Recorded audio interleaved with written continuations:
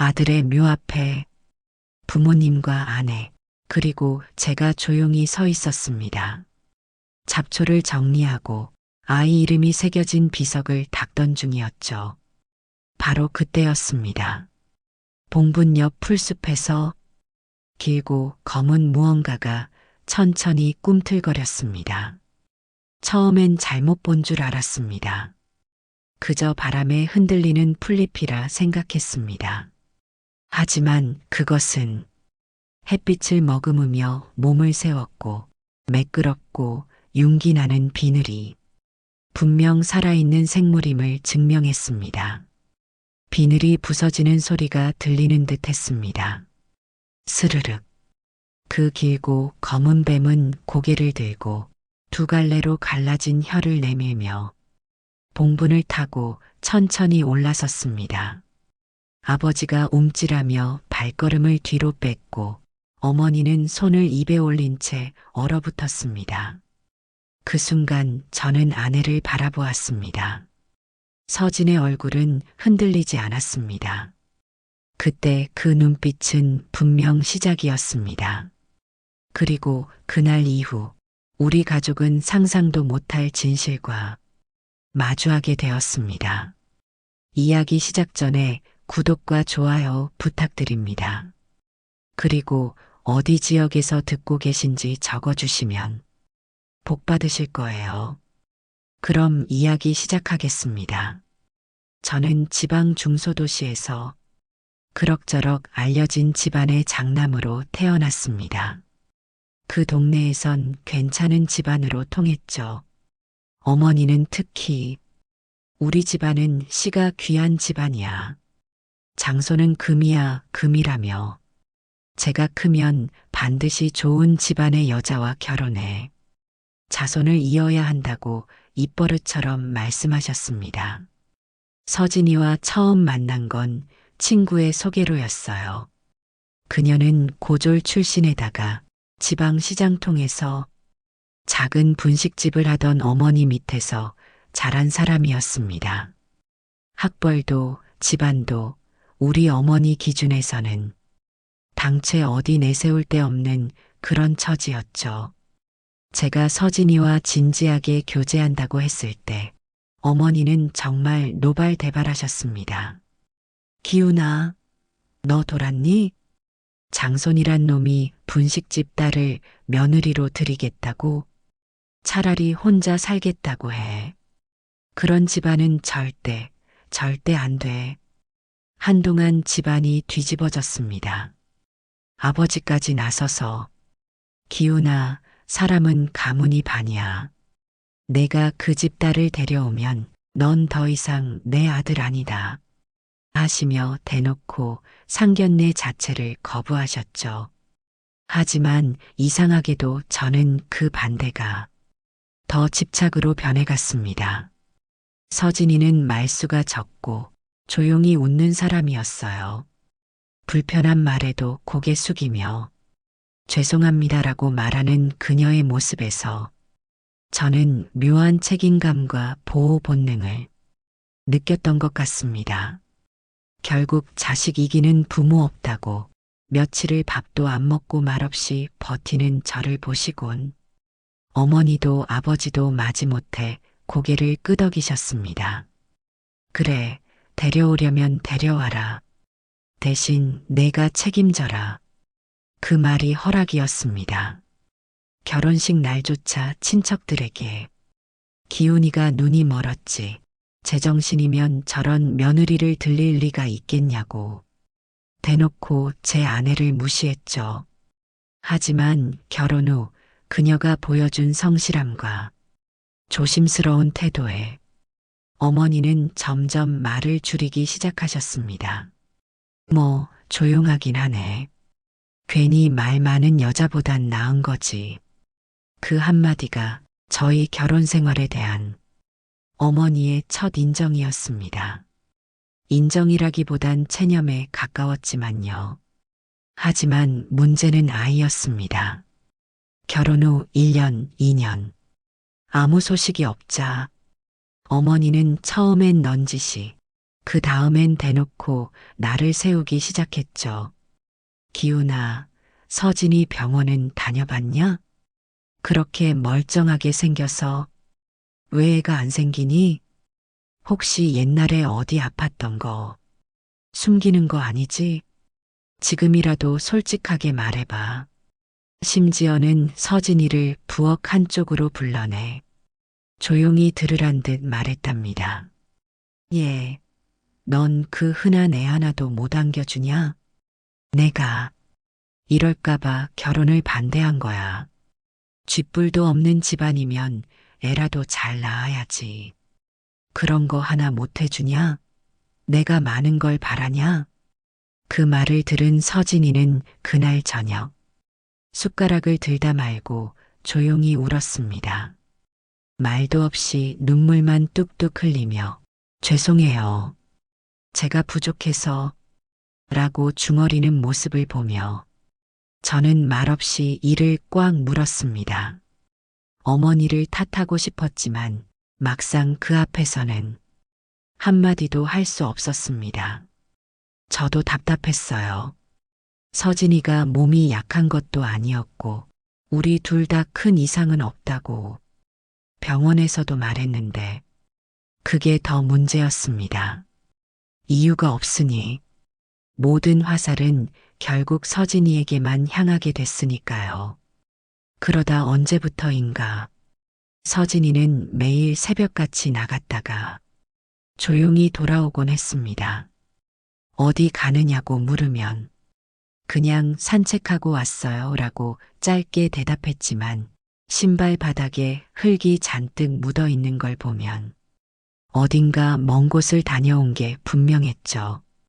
뒤늦게 알게 된 일이지만 그녀는 집 근처 절에 다니며 매일같이 108배를 올렸다고 합니다. 아이가 생기기를 바라는 마음으로 그렇게 몇 달을 기도하고 또 기도했다고요. 그리고 정말 기적처럼 그해 겨울 아이가 생겼습니다. 축하드립니다. 아기 심장 소리 잘 들립니다. 건강하게 자라고 있어요. 병원에서 그렇게 말해준 날 저는 사무실 복도에서 전화를 받다가 그대로 벽에 기대 주저앉아 버렸습니다. 말이 나오질 않았습니다. 그동안 버텨온 시간들이 그 한순간에 울컥 몰려왔거든요. 서진도 수화기 너머에서 말없이 울고 있었습니다. 오래 참고 기다려온 시간이 드디어 한 줄기 빛을 비춘 순간이었으니까요. 그동안 서진이에게 쏟아진 수많은 시선과 말들이 주마등처럼 스쳐갔거든요. 그 소식을 들은 어머니는 평소답지 않게 굉장히 기뻐하시며 호들갑이라는 표현이 맞을지 모르지만 그 얌전하던 분이 소리치시며 진짜야? 정말 생긴 거야? 의사가 그렇게 말했어? 그리고는 곧장 서진이 방으로 달려가 태어나 처음으로 그녀의 손을 꼭 잡아주었습니다. 그때부터 집안 분위기는 완전히 달라졌습니다. 아기가 서진이 뱃속에 있다는 사실 하나만으로도 그녀의 존재가 달라지기 시작했거든요. 어머니는 매일 서진이 방에 들락거리며 이것저것 챙겨주셨고 아버지도 우리 집 대가 이어진다며 기뻐하셨죠. 그리고 드디어 출산일이 다가왔을 때 저는 분만실 앞에서 초조하게 기다렸습니다. 한참을 기다린 후 간호사가 나와서 말했어요. 축하드려요. 건강한 아들입니다. 그 순간의 기쁨이란 정말 세상을 다 가진 기분이었어요. 드디어 우리 부부에게도 아이가 생겼구나 싶었죠. 서진이를 만났을 때 그녀는 많이 지쳐 보였지만 아이를 보며 조용히 미소 짓고 있었어요. 고생했어. 정말 고생 많았어. 그렇게 도윤이가 태어났습니다. 정말 예쁘고 건강한 아이였어요. 어머니는 역시 우리 집 아들이라며 손자를 끔찍이 사랑하셨고 아버지도 매일 아기 침대 옆에서 흐뭇해 하셨습니다. 서진이도 늦게 얻은 아이라며 정말 애지중지했어요. 조금만 울어도 달려가고 밤에도 자주 일어나서 확인하고 서진아, 너무 예민하게 굴지 마. 아이들은 원래 우는 거야. 네, 그냥 걱정돼서요. 처음 낳은 아이라 그런가 보다 했어요. 초보 엄마들은 다 그런다고 하잖아요. 도윤이는 정말 순한 아이였습니다. 잘 울지도 않고 잘 먹고 잘 자고 부모님도 복받은 손자라며 자랑하기 바빴어요. 하지만 가끔 이상하다고 느낀 적이 있었습니다. 서진이가 도윤이를 바라볼 때의 그 표정이요. 어디까지나 사랑스러운 눈빛이긴 했지만 그 속엔 설명할 수 없는 복잡함이 엿보였어요. 기쁨과 안도, 애틋함이 뒤섞여 있으면서도 언뜻언뜻 마치 무언가를 감추는 사람처럼 조심스러워 보였달까요? 눈빛은 분명 웃고 있었지만 그 입꼬리 어딘가에는 늘 약간의 떨림이 있었거든요. 왜 그래? 뭔가 걱정되는 거 있어? 하고 물으면 서진이는 잠시 눈을 피한 뒤 늘 같은 대답을 했습니다. 아니에요. 그냥 너무 소중해서요. 그 말이 거짓이라는 생각은 들지 않았습니다. 하지만 그 말 뒤에 뭔가 더 있을 것 같다는 느낌이 이상하게도 지워지지 않았습니다. 너무 소중해서요라는 그 말이 이상할 정도로 간절하게 들렸던 날이 있었습니다. 지금 생각하면 어쩌면 그때부터 서진의 마음속에 다른 그림자가 자라고 있었는지도 모르겠습니다. 하지만 집안의 분위기는 완전히 달라졌습니다.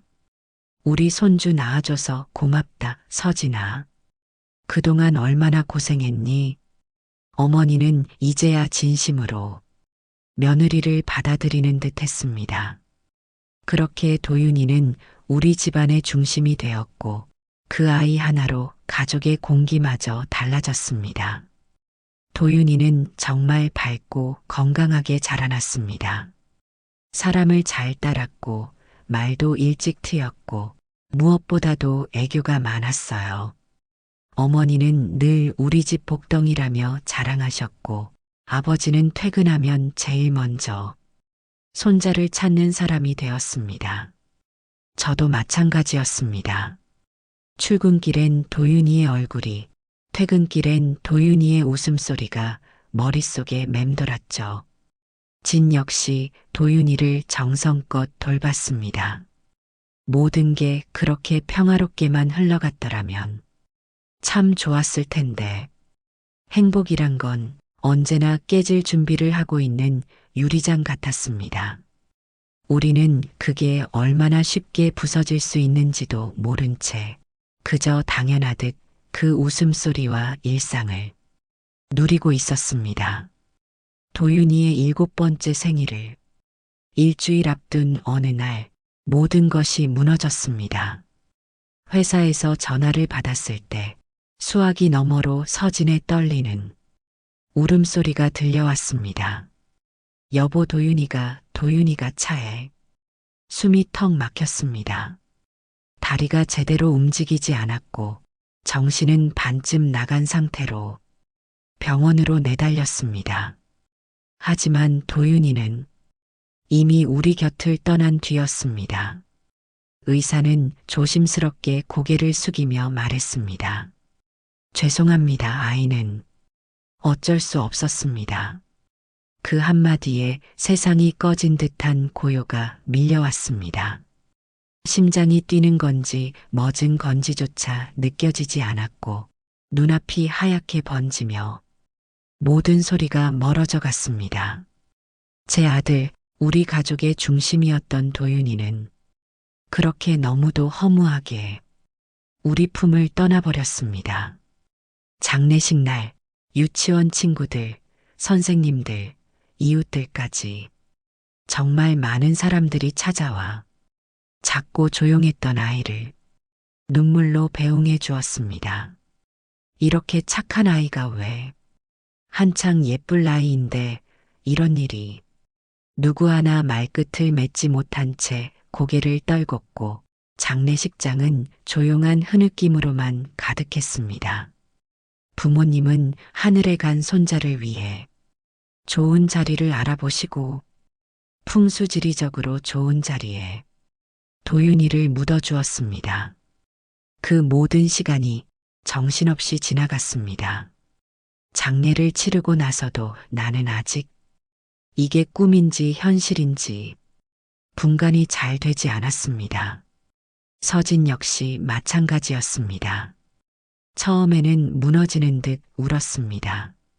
도윤이의 작은 관을 쓰다듬으며 안 돼 안 돼를 반복하며 몸을 가누지 못할 정도로 흔들리기도 했습니다. 하지만 시간이 조금 흐르자 그녀는 눈물을 닦고 일어났습니다. 울음을 삼키고 식은 밥을 정리하고 조문객 앞에 인사도 하며 자신을 부여잡으려 애쓰는 모습이 역력했습니다. 그래서였을까요? 그녀가 도윤이 묘 앞에서 잔잔한 얼굴로 중얼이듯 말했을 때 제 가슴이 묘하게 시려왔습니다. 괜찮아요. 도윤이는 행복했을 거예요. 분명 슬픔이 가득한 말이었는데 그 말투 어딘가엔 마치 오래전부터 각오하고 있었던 사람 같은 평온함이 서려 있었습니다. 그렇게 우리 가족은 저마다의 슬픔을 꾹꾹 눌러가며 시간 속을 조용히 지나왔습니다.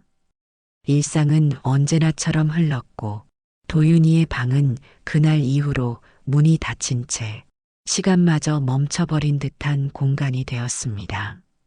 서진은 방 안에 장난감 하나, 옷까지 하나도 치우지 않았고 저 또한 그 문을 선뜻 열 용기가 나지 않았습니다. 그 방은 우리 모두에게 여전히 살아있는 도윤이의 공간이었고 누구도 감히 손댈 수 없는 시간이었죠. 도윤이를 떠나보낸 지 어느덧 3년이 흘렀습니다. 그 시간 동안 가족들은 각자의 방식으로 그 아이를 그리워하며 살아왔습니다. 부모님은 틈만 나면 도윤이 묘를 찾았습니다.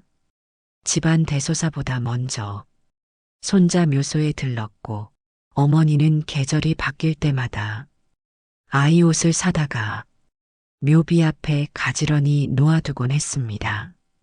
도윤이 할머니 왔다. 오늘은 봄 옷 입어야겠다. 그런 말씀을 하시며 혼잣말로 웃기도 하고 때로는 묵묵히 봉분 옆에 앉아 바람만 바라보다 내려오시기도 했습니다. 아버지도 예외는 아니었죠. 한 손엔 약주 한 병, 다른 손엔 작은 꽃다발을 들고 묘 앞에 조용히 앉아 한참을 머물다 내려오셨습니다. 저와 서진도 한 달에 한두 번은 함께 묘를 찾았습니다. 가끔은 말없이, 가끔은 꽃을 바꿔 꽂으며 아무 말도 하지 않고 서 있기만 해도 마음이 조금은 진정되는 듯 했습니다. 그 사이 어머니는 줄곧 서진에게 둘째를 권하긴 했습니다. 말은 늘 조심스럽게 시작했지만 시간이 지나자 다시 시집살이처럼 들리기 시작했습니다. 이젠 기운 차릴 때도 됐잖니. 너희도 점지하는데 늦기 전에 하나 더 갖는 건 어때? 하지만 쉽게 아이가 생기지 않았습니다. 그러던 중 도윤이의 세 번째 기일이 다가왔습니다. 그날은 이상하리 많지 맑고 고요한 날이었습니다.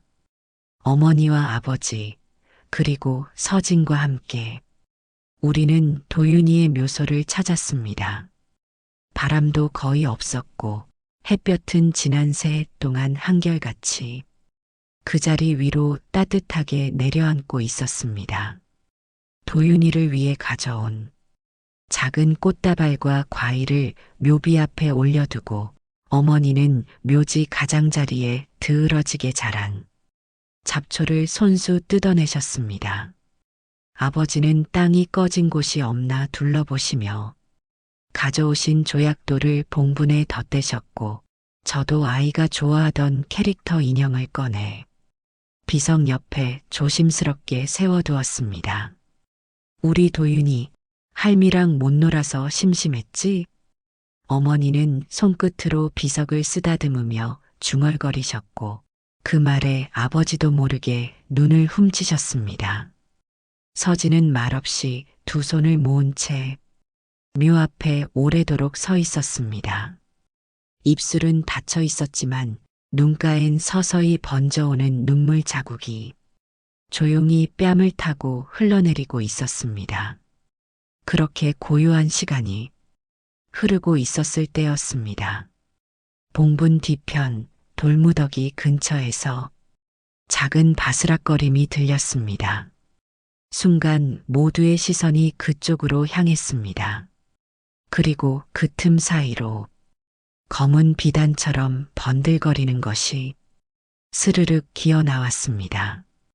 가느다란 혀를 날름이며 우리 눈앞으로 모습을 드러낸 건 한 마리의 뱀이었습니다. 어머나!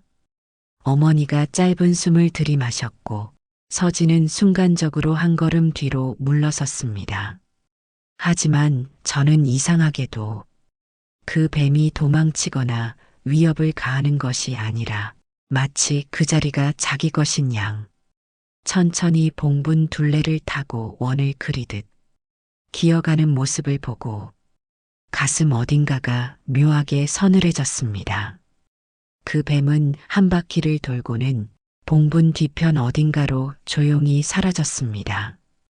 울음도 없고 바람도 없고 소리도 없는 완벽한 정적 속에서 일어난 설명하기 어려운 순간이었습니다. 이상하네, 저런 건 처음 보는데. 아버지가 조심스레 말씀하셨고 어머니는 묘지를 한참 바라보다가 말없이 봉투에 담아온 국화 한 송이를 비석 옆에 다시 내려놓으셨습니다. 그 순간 저는 고개를 돌려 서진의 얼굴을 보았습니다. 그녀는 여전히 침묵 속에 서 있었지만 표정 어딘가가 분명 흔들리고 있었습니다. 놀람이라기보다는 두려움, 아니면 예감. 그건 분명 단순한 동물의 출현 앞에서 누구나가 보일 수 있는 표정은 아니었습니다. 그날 이후로 저는 어딘가 묘하게 마음에 걸리는 감정이 가슴속에 남아 있었습니다. 물론 뱀이 산에 나타나는 일이 드문 건 아니었지만 그날은 이상하리만큼 조용하고 또렷하게 기억되었습니다. 며칠 뒤 아버지가 조용히 말씀하셨습니다. 기훈아, 그날 봉분 봤냐? 네. 무슨 말씀이세요? 내 눈이 잘못된 건진 몰라도 봉분 오른쪽이 살짝 꺼져 있는 것 같더라. 너도 다음에 가면 한번 봐봐라. 그 말을 들은 뒤로는 저 역시 묘한 감정을 떨쳐낼 수 없었습니다. 시간이 흐르며 반복해서 떠오르는 그날 뱀이 지나간 자국, 서진의 흔들리던 얼굴, 그리고 봉분 아래 느껴졌던 미세한 균열감 같은 것들. 다음 달 다시 묘소를 찾았을 때였습니다. 이번엔 서진은 따라오지 않았습니다. 몸이 좀 안 좋아서요. 다음에 갈게요. 라고 말했지만 어딘가 불편한 눈빛이었습니다. 그날따라 아버지는 손에 막대기를 들고 봉분 주위를 천천히 둘러보셨고 제가 보기에도 흙의 모양이 처음과는 분명 달라져 있었습니다. 표면이 부드럽게 내려앉은 듯 자세히 보지 않으면 모를 정도로 미세했지만 무언가 정상이 아니었습니다. 너 이거 봐라. 이게 원래 이랬었나? 아버지는 낮게 말했고 저는 봉분 옆에 풀밭에서 다시 한번 그 바스락거리는 소리를 들었습니다. 이번엔 그날보다 더 크고 묵직한 검은 뱀 한 마리가 봉분 옆을 가로질러 풀숲 속으로 사라져갔습니다. 그제야 아버지는 입술을 다문 채 한참을 묘지를 바라보다가 조용히 말했습니다.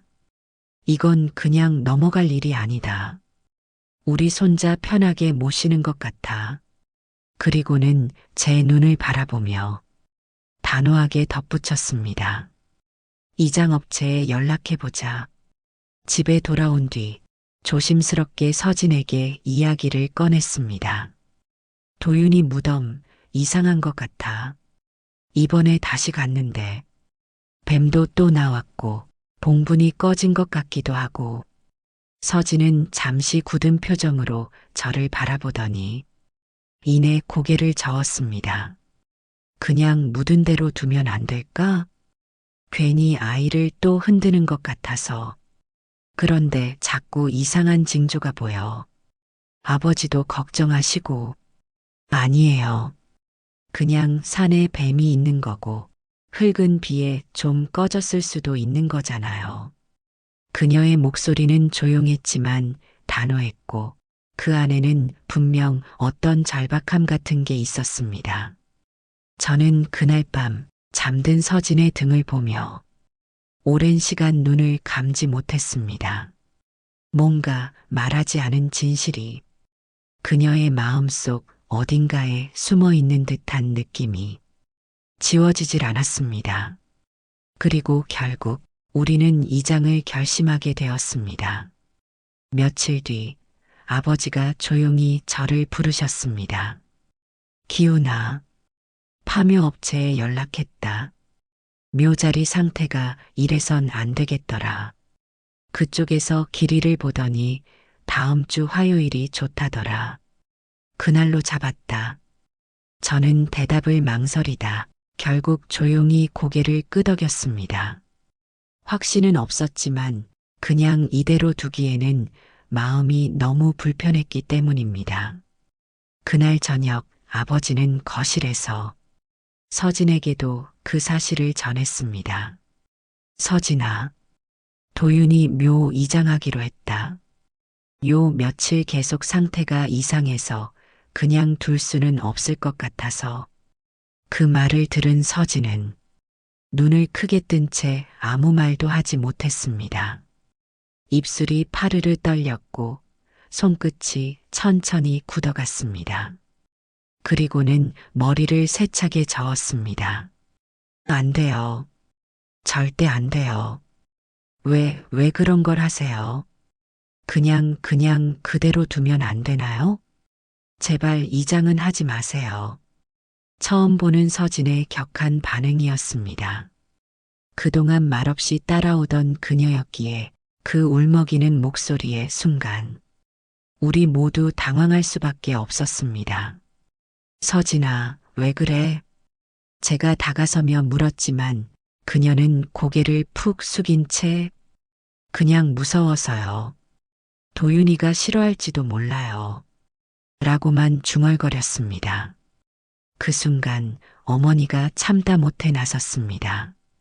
평소와 달리 날이 선 목소리였습니다. 서진아, 도대체 왜 그러니? 네 아들 묻혀있는 무덤에서 뱀이 2번씩이나 나오고 땅이 꺼지고 지나가는 사람들도 다 이상하다고 할 정도인데 우리가 이걸 그냥 놔둬야 하니? 서진은 그대로 말을 잃었고 어머니는 한숨을 내쉬며 덧붙였습니다. 이런 건 그냥 두는 게 더 위험한 거야.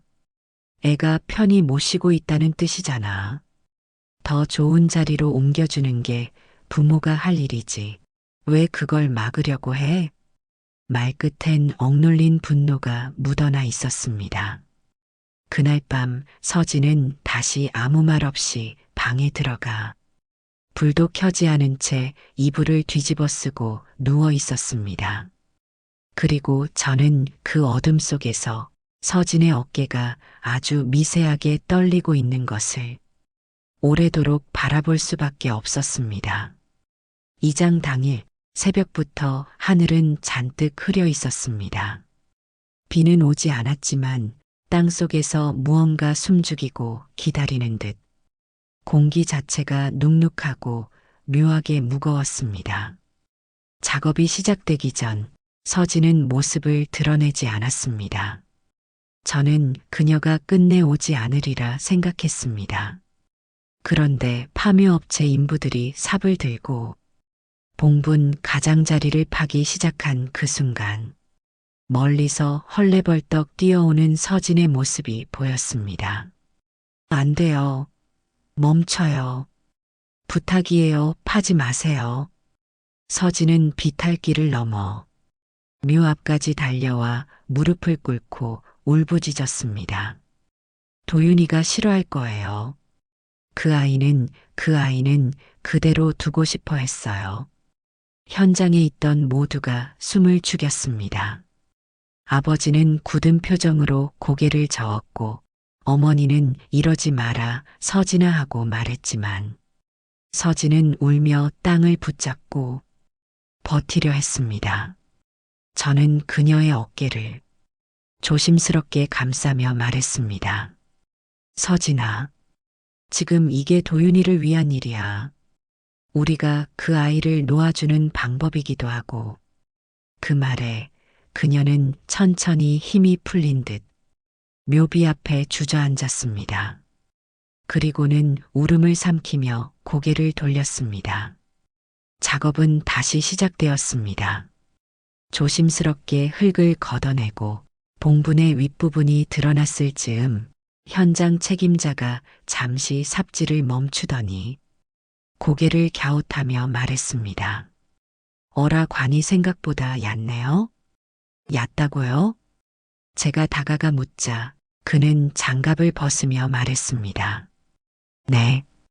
보통 2미터 정도는 깊이 묻히거든요. 그런데 이건 너무 위에 있어요.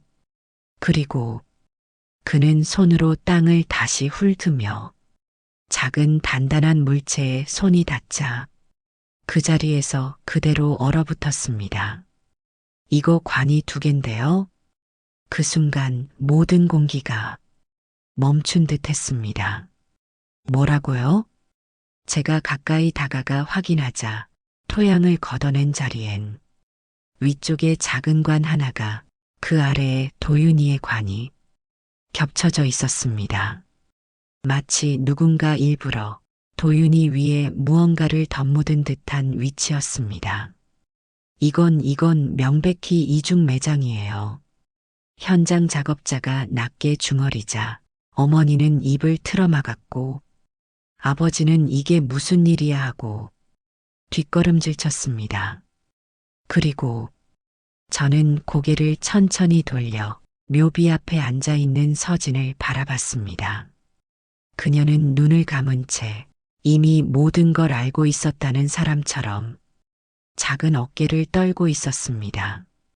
그리고 그 눈끝엔 다시 한 방울의 눈물이 뺨을 타고 조용히 흘러내리고 있었습니다. 그녀는 묘비 앞에 주저앉은 채 움직이지 않았습니다. 2관이 나란히 드러난 그 순간에도 그녀는 마치 그 장면을 오래전부터 머릿속으로 상상해온 사람처럼 놀라지도 눈을 크게 뜨지도 않았습니다. 그저 눈을 감고 조용히 울기만 했습니다. 하지만 관 위를 덮은 마지막 흙이 모두 걷히고 작은 관의 뚜껑에 손이 닿으려는 순간 서진은 결국 무너져 내렸습니다. 안 돼요. 그건 건드리면 안 돼요. 그녀는 바닥을 기듯 달려와 관 앞을 온몸으로 가로막았습니다. 2 손으로 덮개를 끌어안고 마치 무언가를 품고 지키려는 사람처럼 온몸을 웅크렸습니다. 그 아이는 혼자였어요. 너무 외롭게 너무 조용히. 그녀의 입에서 흘러나온 그 말들은 더 이상 울음도 아닌 숨이 끊어지는 듯한 비명이었습니다. 하지만 이상하게도 그 말을 듣는 순간 저는 어떤 단어보다 더 명확한 무언가를 느꼈습니다. 그 작은 관 안에 들어있는 것이 단순한 다른 유골이 아님을 나는 알 것 같았습니다.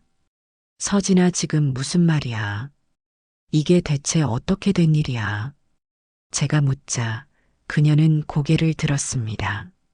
눈물과 흙먼지가 뒤섞인 얼굴이었지만 그 눈동자만큼은 이상하리만치 맑았습니다. 마치 지금에서야 비로소 모든 무게를 내려놓으려는 사람처럼. 도윤이가. 서진은 관 위에 얼굴을 묻은 채 웃는 건지 우는 건지 알 수 없는 기묘한 표정으로 입을 열었습니다. 도윤이가 우리 아이가 아니에요. 웃기죠? 나도 알아요. 웃기고 미친 것 같고 나도 알아요. 그녀는 관을 감싸 안은 채 잔뜩 일그러진 얼굴로 웃었습니다. 하지만 그 웃음은 곧바로 숨막히는 오열로 바뀌었습니다.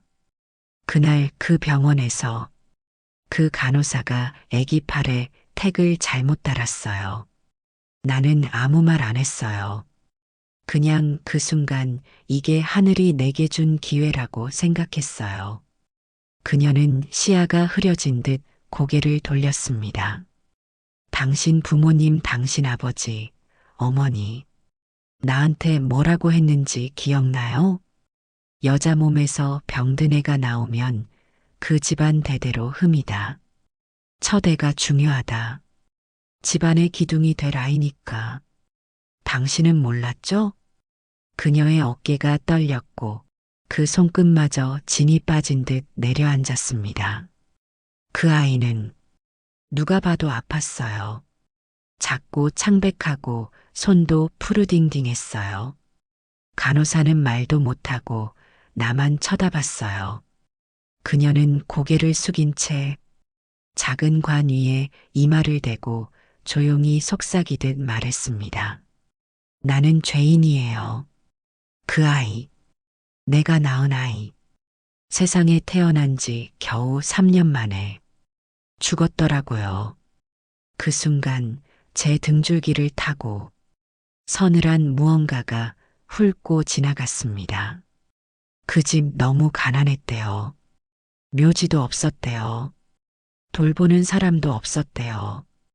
그 애가 그렇게 갔다는 소식을 듣고 나는 그냥 견딜 수가 없었어요. 서진의 말은 이제 울음 사이로 끊어졌고 그녀는 결국 무너져 흐느꼈습니다. 도윤이 보내고 나니까 그 아이가 자꾸 미친 듯이 생각났어요. 밤마다 꿈에 나왔어요.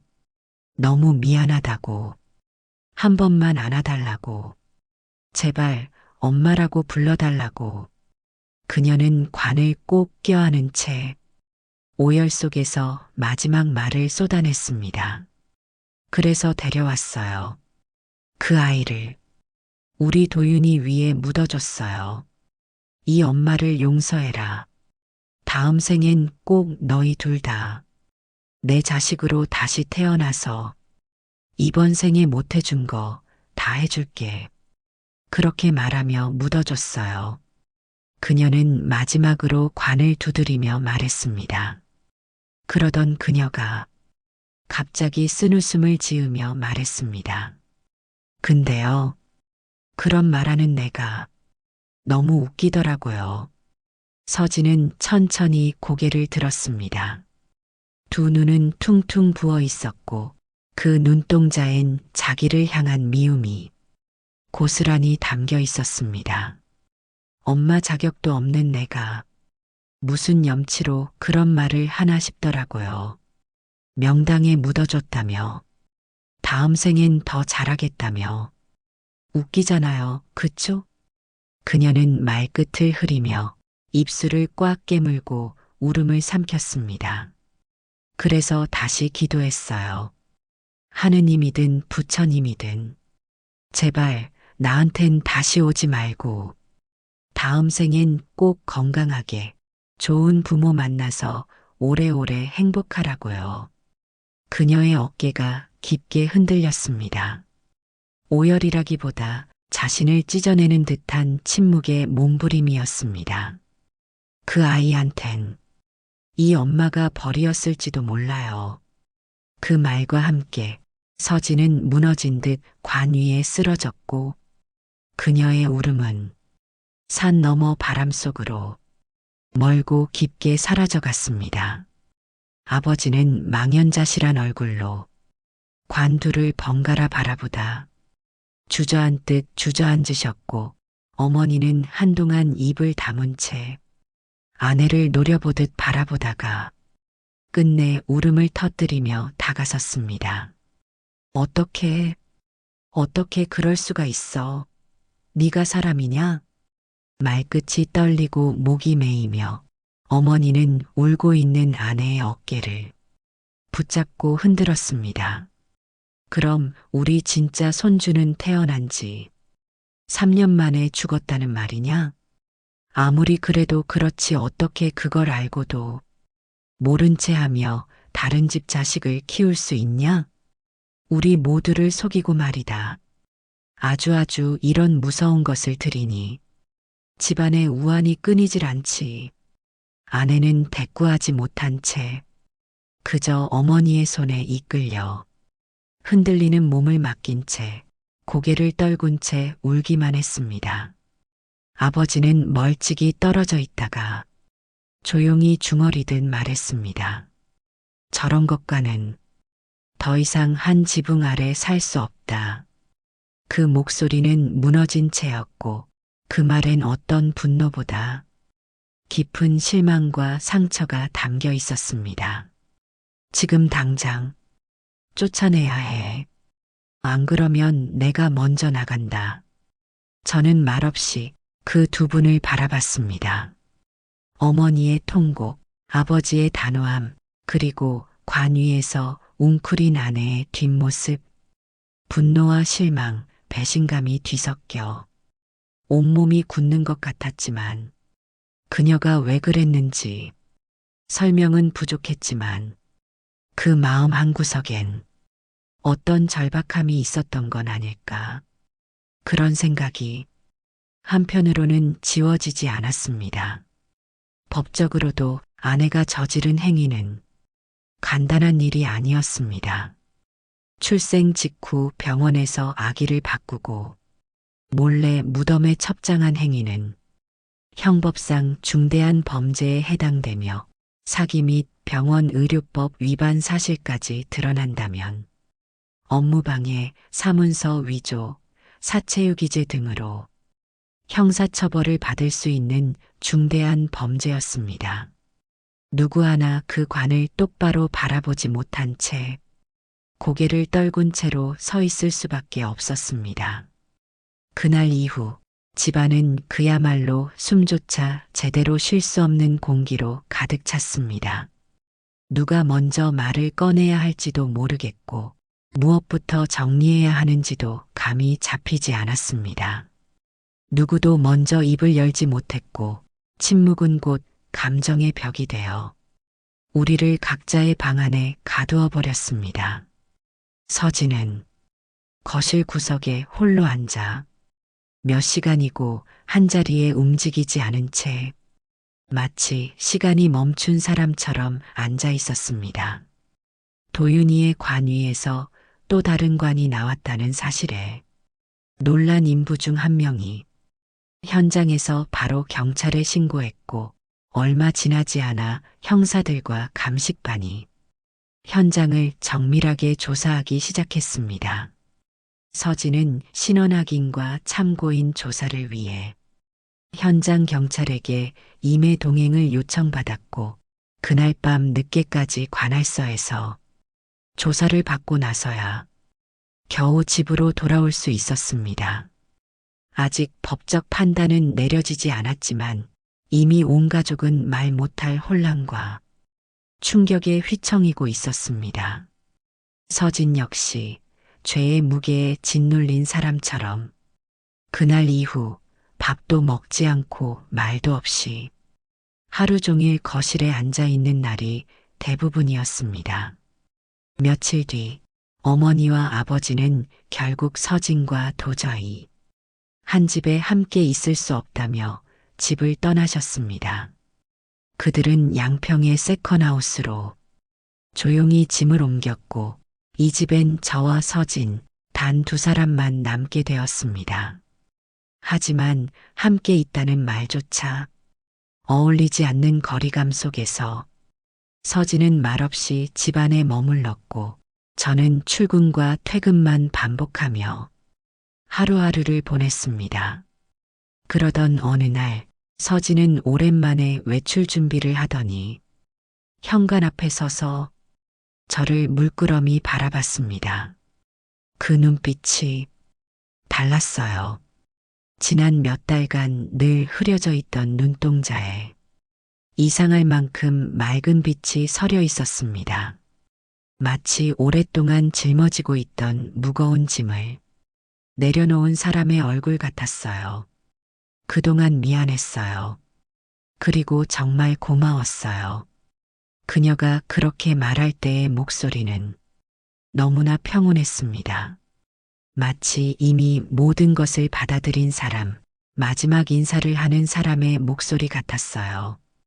그리고 깊이, 정말 깊이 고개를 숙였습니다. 저는 아무 말도 할 수 없었습니다. 목구멍 어딘가에서 말이 막혀버렸어요. 무언가 중요한 말을 해야 할 것 같은데 무슨 말을 해야 할지 떠오르지 않았습니다. 아니, 떠오르지 않은 게 아니라 이미 너무 늦었다는 걸 알고 있었는지도 모르겠어요. 현관문이 닫히는 소리가 이상하게도 평소보다 크게 들렸습니다. 그리고 그 소리가 사라진 후에도 귓가에 계속 울리고 있었어요. 마치 무언가 끝났다는 신호처럼. 그날 밤 낯선 번호로 전화가 걸려왔습니다. 한기훈 씨죠? 박서진 씨가 오늘 오후 한강에서. 경찰의 목소리는 기계적으로 담담했지만 그 말들이 제 귀에 들어오는 순간 세상의 모든 소리가 멈춘 것 같았어요. 숨진 채 발견됐습니다. 그 문장을 이해하는데 정말 오랜 시간이 걸렸습니다. 아니, 이해하고 싶지 않았는지도 모르겠어요. 영안실로 달려갔을 때 서늘한 형광등 불빛 아래 누워있는 그녀를 처음 봤을 때의 충격이란 잠들어 있는 것 같았어요. 아니, 잠들어 있기를 바랐어요. 깨우면 눈을 뜰 것 같은. 왜 이런 데 와 있어요? 라고 평소처럼 말할 것 같은. 서진아. 그녀의 이름을 부르는 제 목소리가 영안실에 메아리 쳤습니다. 그 순간 현실이 밀려왔어요. 정말로 떠났구나. 가슴 어딘가에서 무언가 터져 나왔습니다. 울음도 아니고 비명도 아닌 제가 어떤 소리를 내고 있는지도 모르겠더라고요. 서진아, 왜 그랬어? 왜 나한테 아무 말도 안 했어? 왜 혼자 견뎌내려고 했어? 무릎이 꺾여 바닥에 주저앉았어요. 차가운 타일 바닥이 온몸으로 전해져 왔지만 그것조차 느낄 수 없을 만큼 미안해. 내가 미안해. 너 혼자 너무 힘들었지. 내가 몰라줘서 미안해. 그녀는 끝내 대답하지 않았습니다. 이제 영원히 대답할 수 없게 되었습니다. 그 순간 깨달았어요. 정말 모든 게 끝났구나. 되돌릴 수 없게 되었구나. 이제 진짜로 혼자가 되었구나. 아내의 장례는 정말 조용히 치렀습니다. 친정 부모님과 몇몇 지인들만이 와주었어요. 어머니는 끝까지 며느리가 왜 이런 선택을 하며 우셨지만 저는 더 이상 서진이를 탓할 마음이 들지 않았어요. 그녀를 도윤이가 잠든 그 언덕에 묻기로 했습니다. 이미 그곳엔 도윤이와 서진이가 마지막에 함께 있게 해준 또 다른 아이가 있었으니까요. 마지막 흙을 덮을 때 제 손이 계속 떨렸어요. 삽질을 할 때마다 가슴 깊은 곳에서 뭔가 부서지는 소리가 들리는 것 같았습니다. 비석은 세우지 않았어요. 대신 나무판에 연필로 한 문장만 적어 놓았습니다. 다음 생에는 세 사람 모두 서로를 놓지 말고 따뜻하게 살기를. 그 글씨를 쓰면서 눈물이 계속 떨어졌어요. 왜 이 생에서는 그렇게 해주지 못했을까? 왜 서진이 혼자 그 모든 고통을 견뎌야 했을까? 며칠 뒤 저는 마지막 숙제를 끝내기 위해 한 곳을 찾아갔습니다. 서울 변두리의 허름한 골목. 저희의 친아이를 키워준 그 부부가 사는 곳이었어요.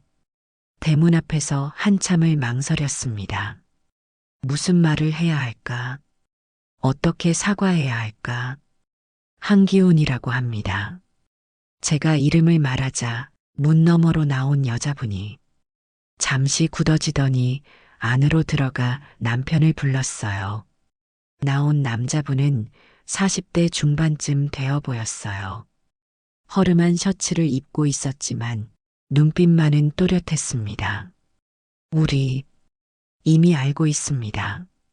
그가 먼저 말을 꺼냈어요. 경찰에서 연락 왔더군요.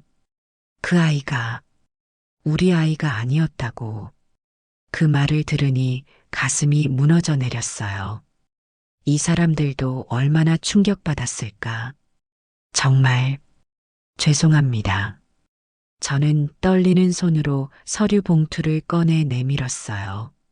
그때 아이 병원비로 많이 힘드셨다고 들었습니다. 늦었지만, 하지만 그 남자분이 고개를 저었어요. 안 됩니다. 그건 우리 몫이었어요. 그 아이를 우리가 키웠으니까. 그 순간 눈물이 쏟아질 것 같았어요. 하지만 저희 아내가 진실을 숨기고 그때 조용히 앉아있던 여자분이 말을 보탰어요. 그 아이는 분명히 우리 아들이었어요. 목소리가 떨리고 있었어요. 아프고 힘든 시간들이었지만 우리 품에서 정말 많이 웃었거든요. 지금도 눈 감으면 그 작은 손이 제 손가락을 꼭 잡던 게 생각나요. 그녀가 눈물을 훔치며 계속했어요. 3년이었지만 그 아이는 확실히 우리 아들이었습니다. 남의 아이라고 해서 그 사실이 바뀌는 건 아니에요. 저는 더 이상 참을 수가 없었어요. 죄송합니다. 정말 죄송합니다. 고개를 떨군 채 오열했습니다. 이 사람들이 이렇게까지 따뜻할 수가.